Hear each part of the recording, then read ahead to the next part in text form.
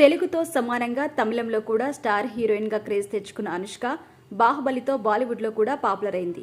కానీ ఇప్పుడు ఆమె రెగ్యులర్గా సినిమాలు చేయడం లేదు.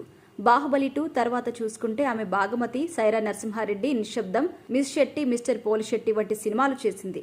అంటే ఆమె ఈ 7 ఏళ్లలో ఆమె చేసింది 4-5 సినిమాలు మాత్రమే. అనుష్కకి ఉన్న క్రేజ్ బట్టి చూస్తే వరుస సినిమాలకి సైన్ చేసి ఆమె బాగా క్యాష్ చేసుకోవచ్చు. కానీ ఆమె అలా చేయలేదు. అందుకే దర్శక నిర్మాతలకు ఆమె స్వీటీ అయింది. ప్రస్తుతం క్రిష్ డైరెక్షన్లో అనుష్క ఒక సినిమా చేస్తుంది. వచ్చే ఏడాది అది ప్రేక్షకుల ముందుకు వచ్చే ఛాన్స్ ఉంది. ఇది షూటింగ్ దశలో ఉండగానే ఆమె మరో క్రేజీ ప్రాజెక్టుకు సైన్ చేసినట్టుగా తెలుస్తోంది. 2018లో వచ్చిన భాగమతి సినిమా సూపర్ హిట్ అయిన విషయం తెలిసిందే.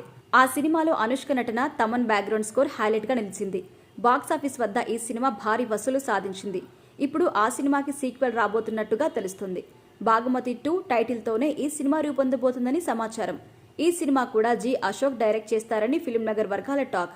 త్వరలోనే ఈ ప్రాజెక్టు గురించి మరిన్ని వివరాలు బయటకు వచ్చే ఛాన్స్ కూడా ఉందట.